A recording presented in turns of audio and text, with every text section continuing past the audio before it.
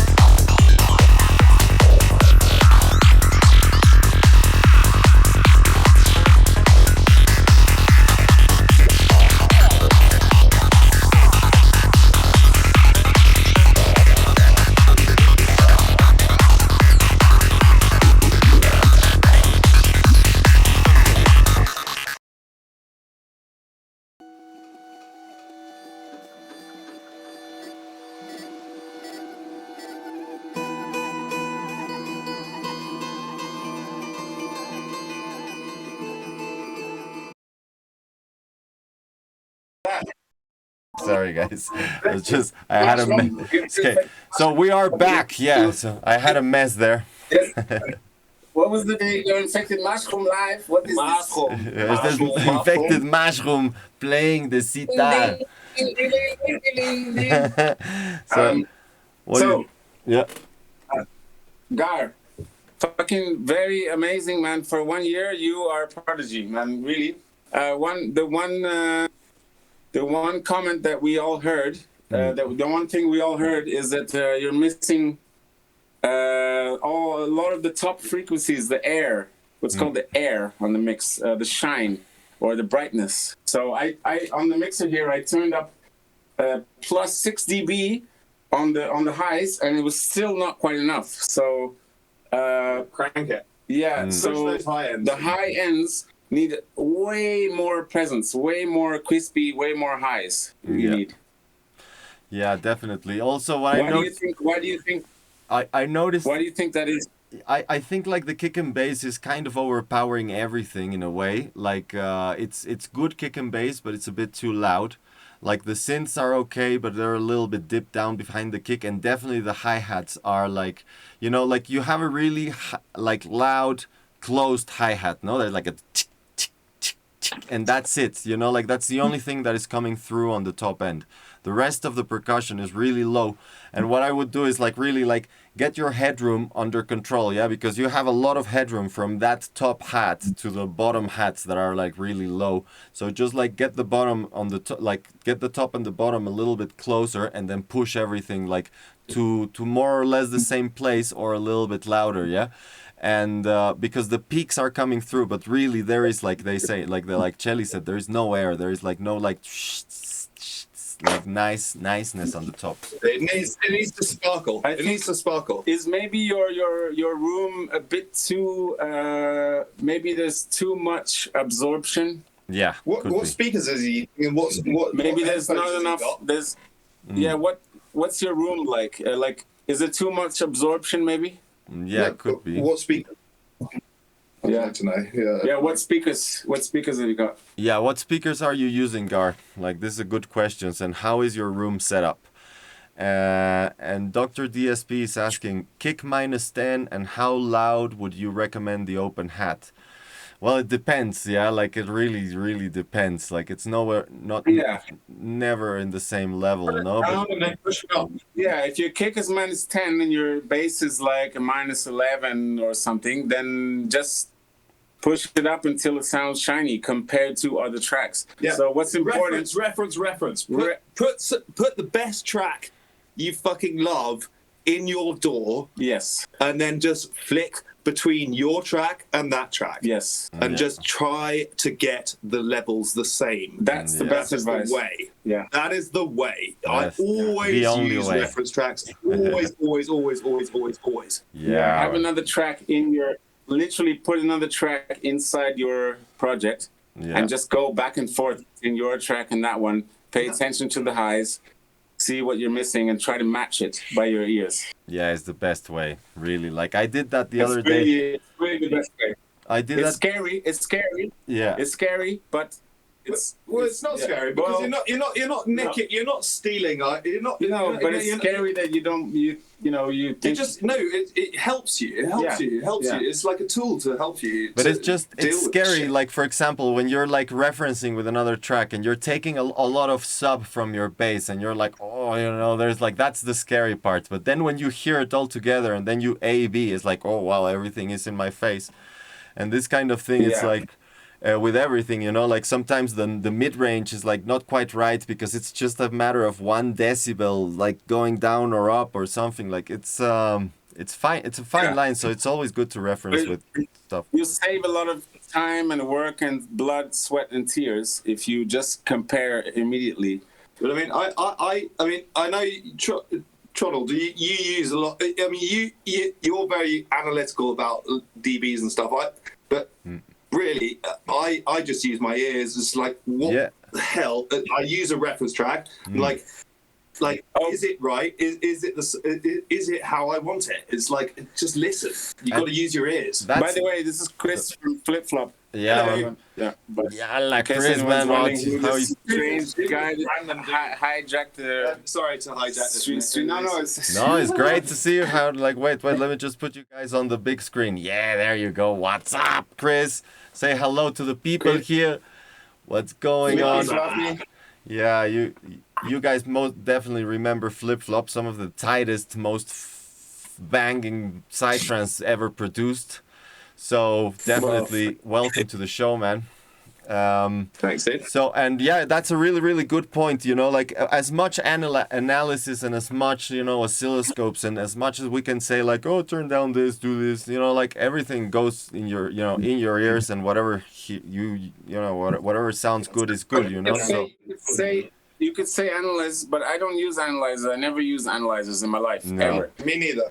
Yeah, so the best analyzer, I mean, this is like the same advice that you find all over the internet, use your ears. Everyone says use your ears, so it gets boring after a while hearing that. But you have to reference. That's why reference tracks are so important. Exactly. That's why a reference is like suddenly your ears are like, whoa, holy shit. Suddenly your ears hear what something you know is killer compared to what's yours. And then all you have to do, just be extreme. Boost the hell out of your highs and Yeah. see what's missing. Like, whoa, I need to be up here. Yeah. Then push that up. Exactly. Yeah. Yeah, that's another thing that I used to do a lot is like, okay, so I want more bass, but it's already like loud enough. So you push the bass until what you want is audible and exactly on the level, and then you take out the rest of the stuff like subtractively. And this also like, Then get your dog to have a listen. Yeah, this is my subwoofer. It's the subwoofer. This is my subwoofer. If your dog starts howling, then you know you got too much height. She's, yeah, just push your your high cut a little bit down. Yeah, when your dog starts howling at you, then you're like, okay, now maybe it's good, nice and crispy. Yeah, Natalia is saying like put it into a DJ mix, and that's also a good point. You know, like you can. That's also another good way of referencing against two tracks that you want to mix it into and out of. So that's also a good point. You can also do that, but sometimes sometimes that you don't really notice until you're really A-Bing, together. It's like, okay, only kick and bass. Okay, then A-B here, A-B here, and okay, now the percussions push up and down.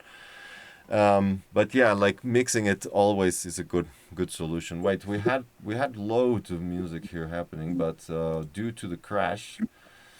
What's up, Ross? Fucking good to see you, man. Yeah. Where you been hiding, bro? Random.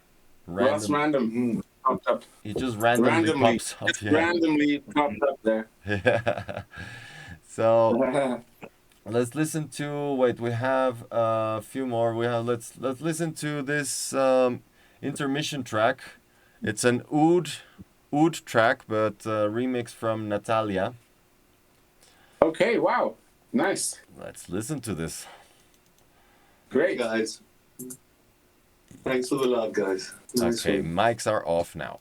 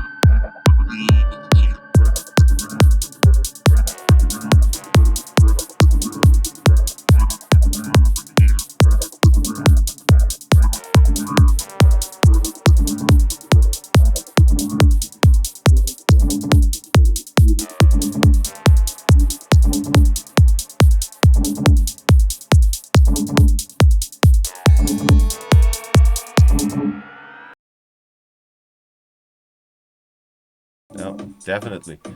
That's really cool. Nice one. Thank you, Natalia, for that track. What do you think, Jelly and Crispy? Natalia, we see it. Nice one. Nice one. Thank you, Natalia, for Yeah, good work. Yeah. Good work. Lovely groove, really awesome. Very nice. Really nice feeling and atmosphere, and like, you know, I could see myself just really getting into that track on the dance floor. Really, really great. If you want to get into nitty gritties, I would. The only thing that was bugging me was just the kick. I really love the kick. I love it. It's a great kick. And if that's the kick that you want for this track, then I would just suggest that you just try to mix it a little bit, because the main thing I was hearing on the track is just the kick. So it was like the main thing.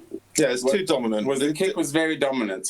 Kick is like kick and bass needs to be sorted in that, like in that track, and then you're gonna be laughing. Yeah. Basically. So it's a question of, you can either EQ certain elements out of the kick, and then bring up the bass, EQ more elements to bring the bass out, so that the kick and bass are more friends and they're gelling together a bit more. I wouldn't say try a different kick, because you would have a whole different vibe. Yeah, I would exactly. say Just mold EQ. your track around that killer kick that you have, and just bring the bass up so that the bass is equally as driving as the kick is. So it's not, because I was hearing kick, kick, kick, kick, as opposed to kick bass, kick bass, kick bass, kick bass. Yeah.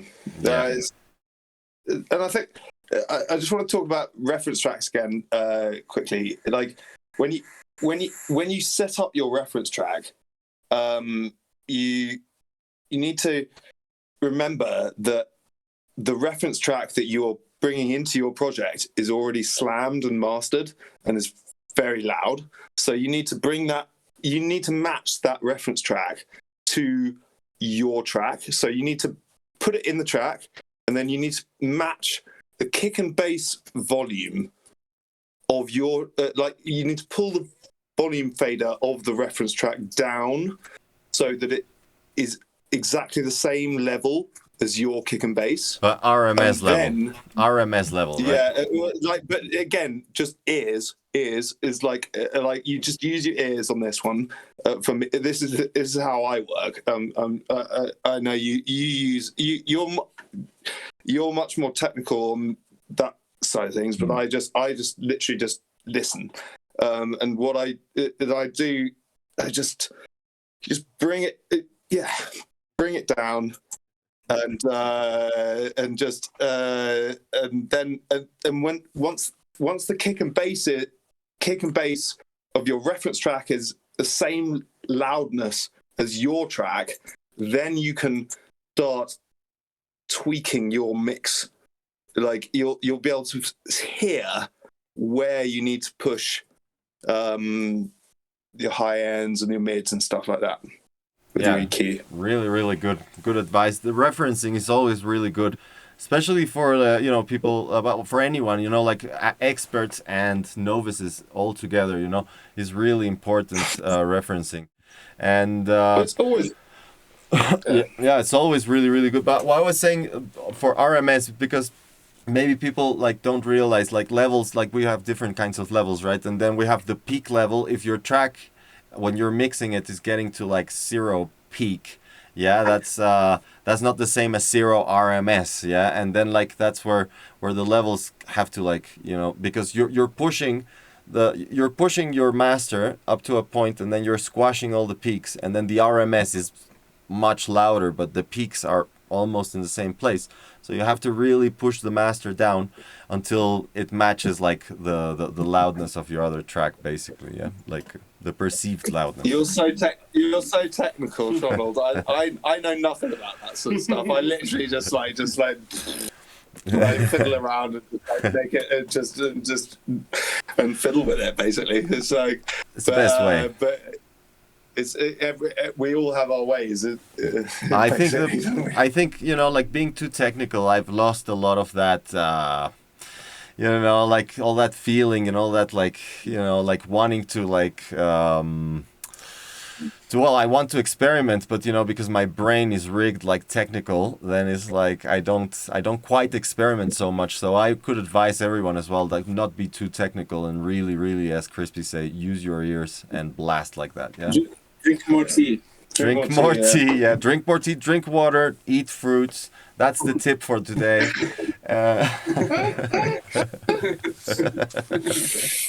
So we got some tracks here that we want to show as well. We have wait. There is more links. Oh my god, I'm not sure if I can download links. It's going to start crashing my computer. Wait. We have one called the Blair Glitch Project. There you go. That sounds cool. Tea break. No, not yet. Not for me. So this is this is from wait. I have his name here. Stephen McCarron. And he used to make music before, and now he's going back into it. Let's blast. Who is that? Steven is a old friend of mine.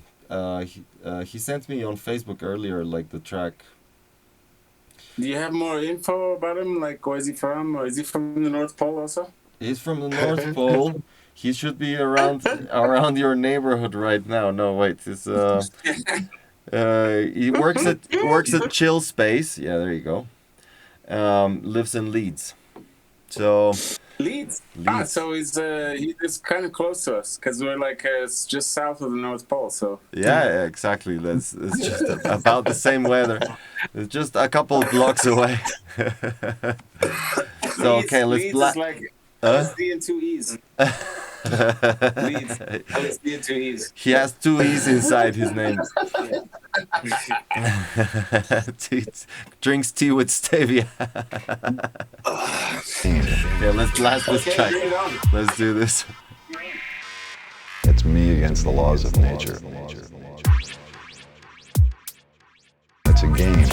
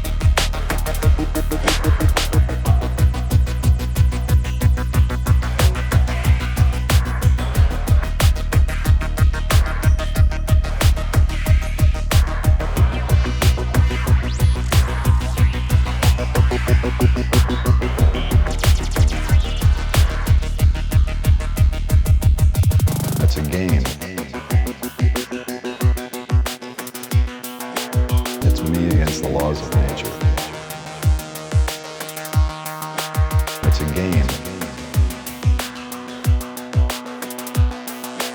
It's me against the laws of nature.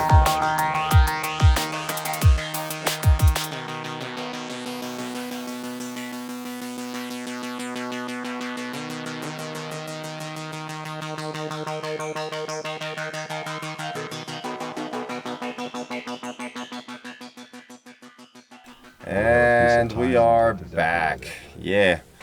So yeah, cool track. Definitely not psytrance, as you can notice. We're back on Chelly. Yalla. Yeah, you didn't tell me it wasn't psytrance, so I thought it was a really long intro, and I was waiting for the kick and bass. So you didn't tell me it was psytrance, but when you told me it was down tempo, then I was like, okay. Okay, now it makes wicked. sense. yeah. You didn't warn me, but fucking cool, really cool. Really nice groove, like fucking killer. I could see that playing in the chill out zone, with everybody just like rocking out there. Yeah, definitely. Very, very cool, very nice vibe. If we're going to the nitty gritties, I'll let you talk about the mix. But the only thing I would say off the top of my head is the track is, how long was the track? Like 6 minutes? 7 minutes. 7 minutes. The only thing I would say is imagine if you're making a track like that. When I make down tempo, I try to I watched this tutorial one day, and this guy told me this, and since I saw this, I was like, wow, that's a great idea. But you make a loop, like the loop that you have, and then you keep that loop, and then you move on and you make a completely different loop, which is a whole nother bass line in the same key, different chords, different everything.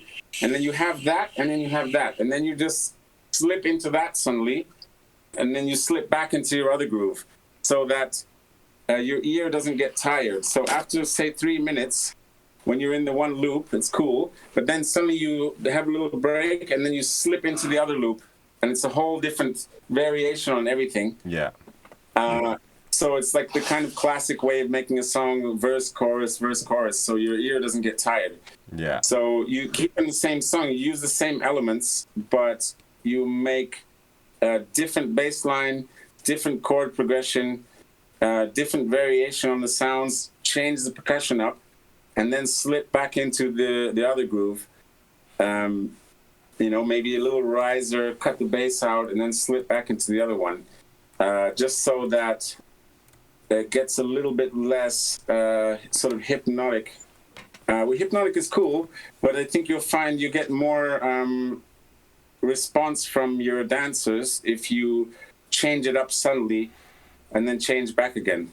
Yeah. Does that make sense? Yeah, totally. I use that a lot for making trance. It's like, you make one section that kind of works, and then you make another one, and then another one, and I just do that a lot. Yeah, really good idea. What I noticed for the mix is the snare is way too loud. It's louder than the kick, it seems, and that's how you tie your shoes. Yeah, definitely. But little by little, man, you learn little by little. First one not, and then the next one. What is what's she saying? We were getting secrets of DJing. Well, yeah, it works really well, and the track is really cool. I really like it. I like the kick and the bass. It's driving. But yeah, definitely need some changes. Like the last section was just like playing the first section again. It's like needed to change it up a lot. Definitely. But yeah, really good. Yes. Really cool. Yeah, so you can when your ear gets a little, not tired, but when your ears just sort of, when it starts to get a little bit hypnotic, then you just surprise, boom, slip into something else. Surprise people. And then after another 2 minutes, they'll be wondering, oh, what happened to that groove? And then you bring back that groove. Yeah, definitely. Yeah, and that groove is really cool. The synths on top are pretty nice. Everything is well. It behaves well. It's just, for me, it's just the snare that pulls me out of the track. Is like, whoa, way too much. And it's also very dry. very very dry snare. So it's short, it's punchy, and it's dry. So I would like turn it down, maybe EQ down a Also, little. Hmm? when making down tempo, I think it's important to change the effect on the snare. So every once in a while, send that snare to a different reverb, and then pay attention to modulating your snare. So because your snare is the main listening point. So every fourth snare, send it to a big reverb. Then every eighth snare, send it to a spring verb, maybe. Then every 16th one, pitch it down to 2 or 3 semitones with another reverb. Yeah, so or that granulize it. it becomes more interesting to the ear, so that the snare is doing like the snare is doing different things. That also makes it more interesting, I think, to the listener. Yeah, that's really really good. That's very very cool tip. Yeah, really always modulating. If you listen to dub music, they just go crazy on, like, there's some tracks with almost every snare has a different reverb. Yeah, or a different effect. You know? No, like what I've been playing instead of reverbs, I've been using also like granulizers and stuff like that. That really gives like a really cool like. Yeah, because it changes the sort of character of each one, pitches it a little bit weirdly, and then if you add a different reverb, and then it's a different pitch, you don't necessarily know what you're gonna get. And another good way to do that is if you just like play with your snare, sending it to loads of effects, and then you just get a different one, you just bounce it down. Get a different effect, bounce it down, and then you put those all in the sampler. And then you have your sampler full of all different snares with different effects Coming out of the same snare. And then and then every time your snare hits, it's a different sample. That's the easy way to do it. Yeah, that's really really good. Yeah, I'm gonna start using more battery because I used to use it a lot, and now I've been using only audio for the percussions, and it's restraining, you know, like it's so easy to work on multi-samplers. It's super super fun. Yeah, that's a really great way to work. Like, you just send it to different effects and you get a good one. It's easy on Cubase because you can just apply the effect and render it.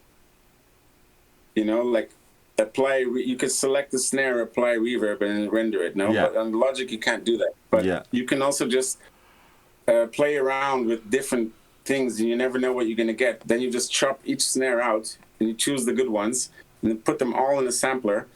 And then every time the snare hits, you just play a different sample. So it's the same snare with the different effects. Sometimes what I do is like I have an audio part or a MIDI part, and I just like move it around my MIDI channels or my audio channels to see which one has the processing that I want. It's like, oh, not this one, not this one. Okay, this one. Then just bounce it, and then I have that hit there. Then I just put it back into the channel. Yeah, I mean that's there's more than one way to skin a cat. No, this is just like a workflow kind of thing that I do that is similar, but no. Yeah. You're I don't do it with the snares like this. I do it with sends. But you can do it, but you can do it with any, that can apply to anything. Yeah. This is a lot of what we do in Psytrance is that, you know, Tetris different effects. Yeah. Ya, man. ¿Tienes moscas ahí, güey? Tengo un mosquito, un así chiquitito. Chico de la chingada, y se fue ya, se fue. Se fue la chingadera esa. Bueno, a ver. Well, let's play one more. Let's play one more track. Narcopolis is a track based on rural India. Got the name from a book based on the Bombay underworld. It will be released day after tomorrow, 1st November. What's the name of your label, man? Give us the full thing. It's low BPM, has been mastered. Can't make changes, but really would love your thoughts. Cool, man. Well, definitely. So who's this by? This is by Nikhil. Aura. His project is called Aura Borealis. Nikhil, can you send in the chat? Can you send a link to your project? Oh yeah, that would be really cool. Yeah, he has. I think he was sharing his Bandcamp. I think last time. Spaced Chimp Music. But just if you can pop it in the chat here, that would be cool. Yeah, man. Yeah, can you pop your links here in the chat? Just like the label link for the Bandcamp and all that stuff. And let's play this now. Bam. We're microphones.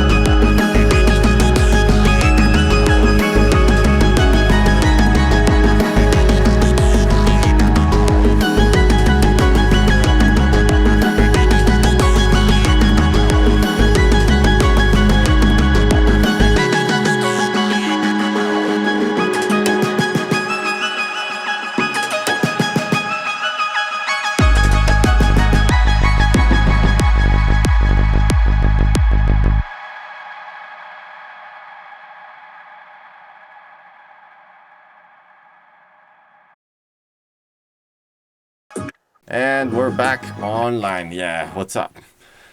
So yeah, what do you think, Ben? Tell us your thoughts. I think it's very cool. Nice chill out, like after party music, like when you're back on the sofa and just like chilling after a nice rave, you know, just like melting into the sofa. Change that kick. You know, like going on a journey or like just chilling on a Sunday afternoon. Nice vibe, really like magical feeling, mystical feeling, which goes nicely with the artwork that he has here. Definitely onto something. Maybe I don't know. I think Chris was saying the kick is a bit too electronic, but I don't know because it's kind of going for the side chill angle, which I think the side chill kick is. I think it's just try okay. some other kicks. Try some other kicks with less high end. But if your kick has that really high fidelity, high end tick on it, you need some percussion to match that. No, it's just not the right kick for this. Hold on. Right, so you need some. So you have the high fidelity trance kick with a really nice, really clean tick on it, but then I'm waiting for the hi-hat or the nice crispy snare to answer that tick. So I would be hearing like tick tick tick tick tick tick tick tick, but I'm only hearing tick tick tick tick. So the high of the tick needs an answer, and I wasn't hearing hi-hats. I wasn't hearing a snare.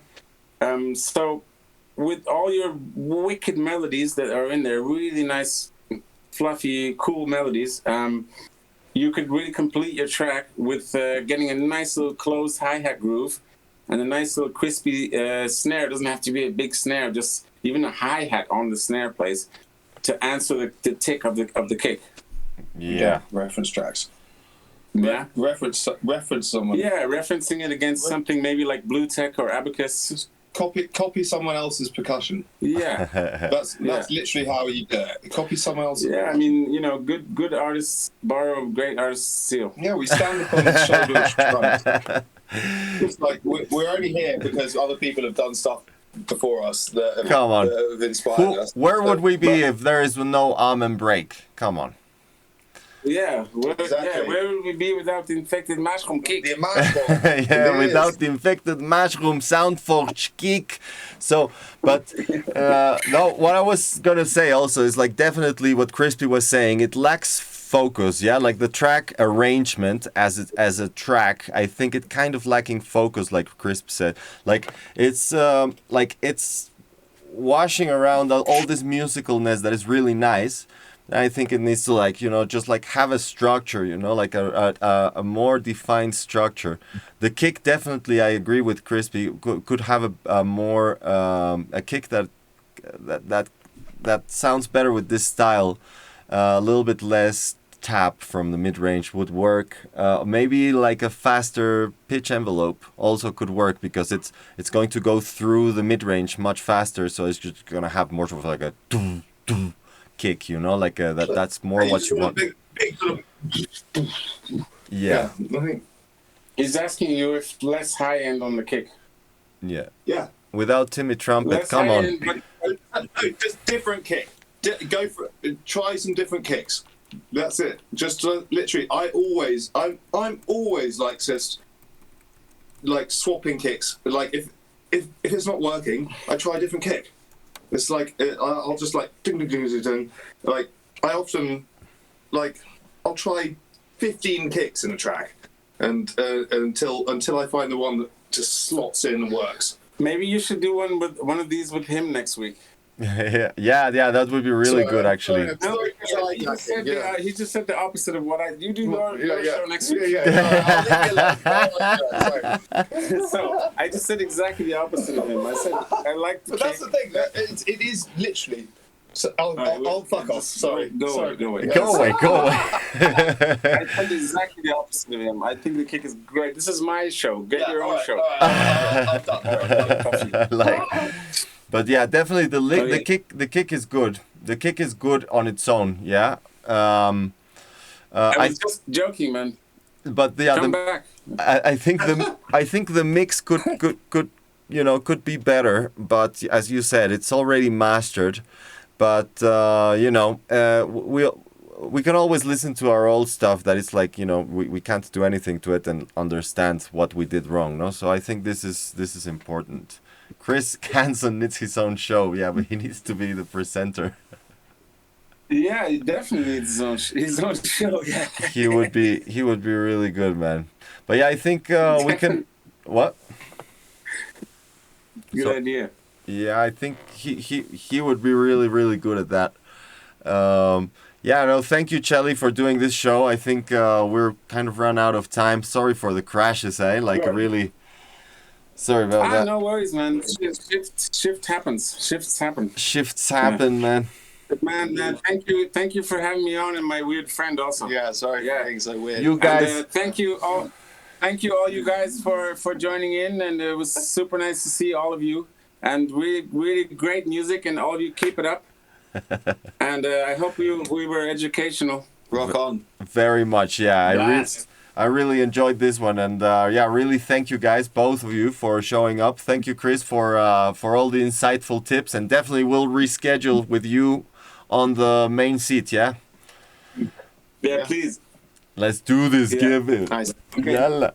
Lots of love, guys. See you Nice soon, one. guys. See you next week. Yalla. See you soon, everyone. Bye.